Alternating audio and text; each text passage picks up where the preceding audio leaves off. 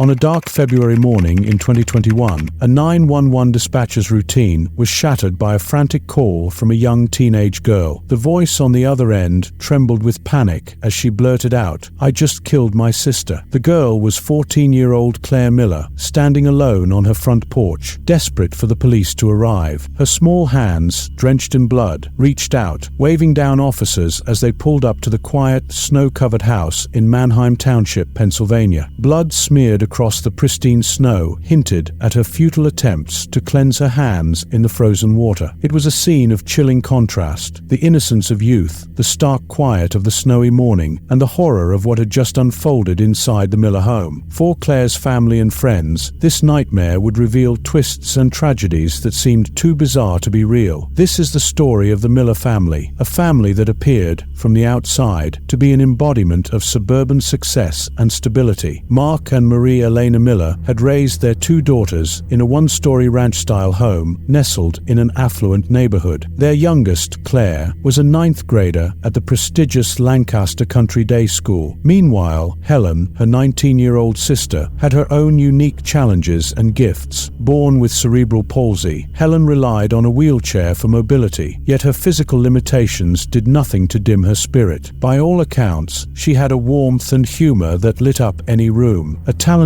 artist, Helen expressed herself through watercolors and sculptures. One of her watercolor pieces even won an award. Despite her condition, she was described by those who knew her as loving, bright, and a source of joy for her family. Her parents had set up an irrevocable trust in her name, ensuring she would have the support and resources she needed in life, a measure that spoke to their deep commitment to her well-being. Claire and Helen's relationship, as far as anyone could tell, was supportive and affectionate. Claire often accompanied her older sister to medical appointments, showing a maturity and empathy beyond her years. For those on the outside, the bond between the sisters seemed close. Yet, in the early hours of February 22, 2021, something snapped. Just hours before her sister's tragic death, 14-year-old Claire Miller appeared to be going about her day as any teenager might. She posted a TikTok video capturing brief moments and lip syncs familiar to her followers. Her account, at Spirits and Such Consulting, had a surprising following for a young girl, about 22,000 people, and her content was typical for her age group, filled with anime tributes, trendy lip syncs, and glimpses of family life. Yet that evening, something in Claire's world shifted irrevocably. According to a friend, Claire had confided earlier in the day about having homicidal and suicidal thoughts. Still, no one could have foreseen the horror that would unfold in the quiet hours of the morning. With her family sound asleep, Claire crept into the kitchen, retrieved a large knife, and entered her older sister Helen's room. In a tragic act of violence, she repeatedly stabbed Helen, leaving the knife lodged in her neck and attempting to cover Helen's face with a pillow, a chilling act that seemed to imply either shock or a desperate desire to hide what she had done. When the police arrived, Claire was waiting for them outside, bloodied and shivering in the snow, still attempting to clean her hands in the freezing water. She led officers inside to the grisly scene, where they found her parents still fast asleep, unaware of the nightmare that had unfolded under their roof. By the time the officers tried to revive Helen, it was too late. She was pronounced dead at 4:13 a.m. As news of the crime broke, Claire's TikTok account became the center of a social media storm. Followers and curious onlookers flocked to her page, drawn by the disturbing allure of her digital footprint in the days leading up to the murder. Her follower count surged by the thousands, reaching over 30,000, a morbid fascination shared across the online world. Videos resurfaced, showing Claire interacting with her father and, occasionally, Helen in the background. Despite a few posts where Claire lightly mocked her dad, her tone was playful, affectionate even. There were no rants, no cries for help, no outbursts that could hint at the violence to come. Her videos were remarkably ordinary, offering no visible red flags, no dark premonitions, just a teenager's life, captured in seconds of dance and lip syncs. For many, this only deepened the enigma. How could someone who seemed so normal, who led what appeared to be a typical life, commit such an unthinkable act? As the media frenzy around the case grew, Claire Miller's TikTok account quickly became a focal point of speculation and scrutiny. In response, TikTok deleted the account, allegedly due to community guidelines that forbid users from participating in or being linked to acts of violence outside the app. Although the platform never confirmed the account's authenticity, it was was swiftly removed, likely preventing a flood of inappropriate comments that were already surfacing, comments that trivialized the tragedy, mocked the family, or even made light of Helen's death. This deletion helped shield the grieving family from the insensitive reactions that inevitably poured in from the darkest corners of the internet. One persistent rumor that circulated involved a video showing a bloody glove and a blood-stained toy giraffe in the snow, which many believed Claire posted after the crime. The speculation surrounding this video became so widespread that it was almost accepted as fact. However, upon closer examination, there was no credible link between Claire and the video. Online sleuths discovered that the footage, allegedly involving food coloring as fake blood, likely belonged to another creator working on an alternate reality game, ARG.